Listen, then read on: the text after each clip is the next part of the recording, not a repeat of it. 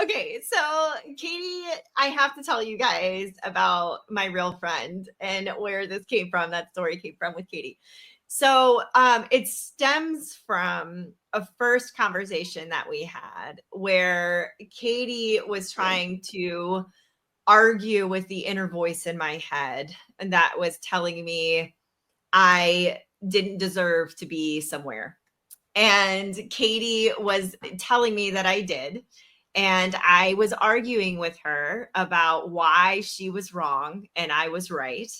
And eventually she said, "Bitch." And I said, "What?" She goes, "Stop." And we talked about this earlier about proposing things in questions. And she goes, "Biz, are we friends?" And I said, "Yes." And she goes, "Now, all right, as friends, do you want me to believe things you tell me?" And I said, "Yes." And then she said, "So why can't you believe the things that I'm telling you?" Ooh. And I was like, "Damn, that was good." And then I said, "Well, you're just saying those things to make me feel better." And she goes, "So would you lie to me to make me feel better?" And I said, "No." She said, "Well, then why do you think I'm lying to you?" Ooh, she's boxing you into a corner. She did, man. She boxed me hard. She boxed me hard. And she did. She toe to toed with me. And then I said, "Well, Katie, I just feel like I'm a burden all the time. I feel like in our friendship, I'm the type of friend that I just call you. And every time I call you, I'm just shitting on your day and I'm sucking your positive energy and you're just giving it to me and I'm leaving you shitty." And she's like, "Do you hear my voice right now?" And I was like, "Yes." And she was Yeah. like, "Does it sound like I'm in a pool of shitty?" Basically, that's not what she said, but that's basically what she said. And I said, "No." And she used that as an opportunity to teach me about energy exchange and what it means when someone is really standing in their superpower. And Katie's superpower is giving off positive energy. Yeah. And so she literally taught me through that example that that's how I can be a good friend to her, is by calling her when I need a friend, because it gives her the opportunity to be a good friend to me and in turn fills her cup. And that right there really, really sunk in deep with me. And I knew at that point that I could trust Katie. Some major walls were broken down. I say that with friendship for me. Some major walls were broken down to allow me to be loved by friends. And so the next time we were together, it was in the place that I felt like I wasn't sure I was going to belong. And Katie had convinced me that I would. And because Katie knows a lot of personal and vulnerable things about me that I am going to refrain from sharing all the details with. But at this we were at a conference as we are, and there was a keynote speaker who did not start talking about anything having to do with the conference. I'm just going to say that in my opinion. And so I say that in the sense that I was blindsided by the topic. And in being blindsided by the topic, I was in a room of a couple hundred people in the middle of the room and had like what I can really describe as like a PTSD episode in a way that I have not experienced previously. I had a tunnel vision. I instantly started getting sweaty. I couldn't breathe. I was seeing stars, and all I could think of, like, tears were pouring down my eyes and I wasn't blinking. And I was like, I got to get out of here. And I just like stood up and did the whole like head down, like you're walking through pews of church. And, and I beelined it to the bathroom and I made it to the bathroom. And,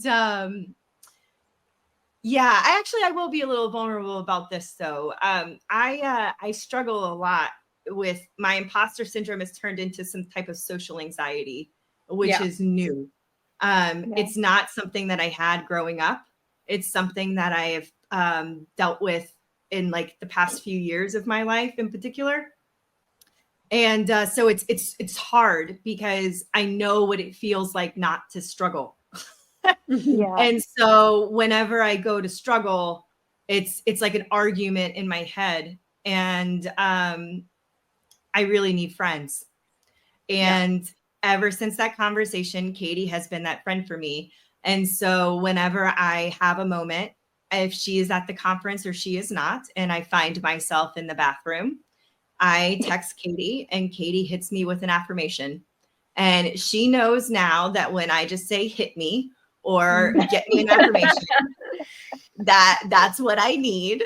And she'll hit me with an affirmation, and she doesn't ask questions. She doesn't whatever. She just, and that's my ride or die right there. She just hits me with an affirmation.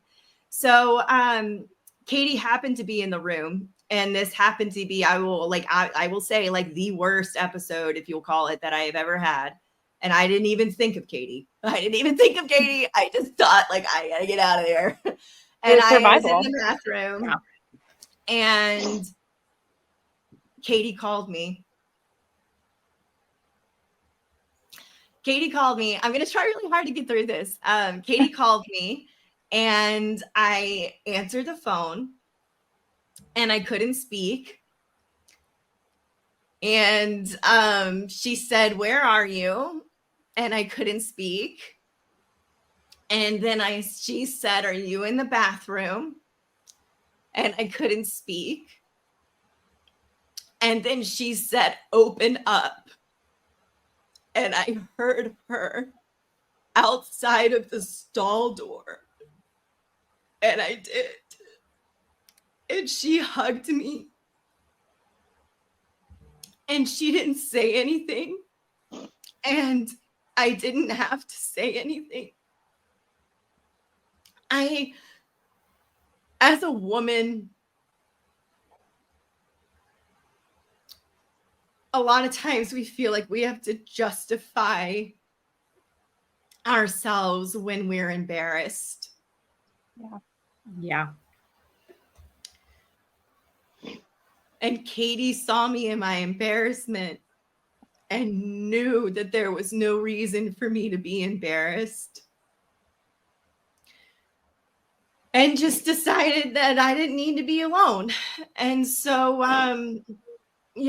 so she found me. And in that moment, I was hugging her. And all that came out of my mouth was, "You're my real friend." She just started laughing. Yeah. And that was that. And now we say it to each other all the time. And we say it to each other all the time. She does. It's like, you know what it is to me, Katie? It's like when you say that to me in particular, it's such a private, like, I got you at a girl. Yeah. And it makes me feel so empowered and confident and capable of like failing. It does. It makes me feel capable of failing. And that gives me the courage to pull the lever. I love that. I really thank you for being so vulnerable and sharing that. I know that that's like not something that you just parade around and say all the time, but I really I love that story in particular because of just how raw it was. And that but I think it speaks so much to what we want, right? And the connection and the community, and that in that moment it was horrible for you, and I knew it was horrible for you, and I didn't know what to say, which as a woman of lots of words, that was quite shocking too. Yeah. And so I was like, well, I'm just gonna hug her and we'll figure it out right together. And you take this breath and I thought that you were gonna start venting or being angry or something, and you said, "You're my real friend."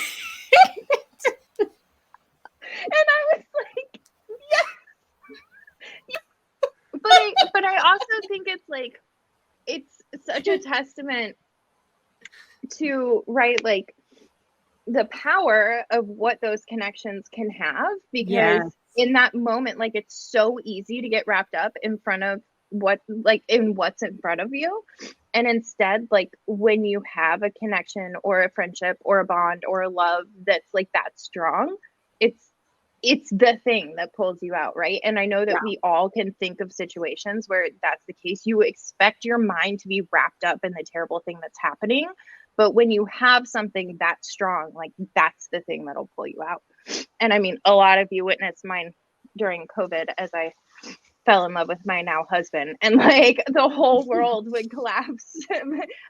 I just think that that's such a cool, like, the power of friendships and the power of female friendships in particular, because we don't have to, like you said it so perfectly. We feel like we have to justify every single moment that we're vulnerable, yet we're expected to be these like little vulnerable women. But like, the power of female friendships is so strong. So strong. Yes. And the female friendship isn't always rah, Barbie life, pink. Everything is so fun and perfect. It is real raw shit when you let yourself open up and have tough conversations. I know so many women have experienced things that they don't want to talk about in general, let alone show vulnerability to one another. Even though we know cognitively there's a good chance other people have experienced other similar struggles, there's something about, like, society has shunned it into us that, like, you don't talk about this and you're not going to get the support that you need.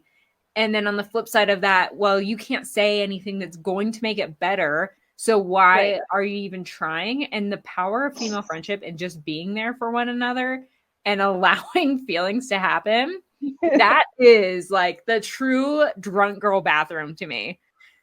It would be expected of her because of society. Like, she could have sat in that bathroom alone. She didn't have to open that door. And like, to me, that's a strong woman who's willing to allow somebody to come in that moment. Yeah. Thank you, Katie. I also have to say that this is a perfect segue all the way around and like bringing it together, because Ashley was not there when that happened. However, I didn't fully process what had happened until I was with Ashley 2 months later. And so I before we like get done with this, and like, this really is like the perfect wrap up, guys, of how this came around. I'm so glad, Katie. I'm so glad that you prompted this story. But in that moment, Katie and I didn't really discuss it anymore. We didn't discuss what happened. I never talked about what happened with her. She didn't ask. She literally like pulled me at, like, we laughed. She laughed at me when I said, "You're my real friend."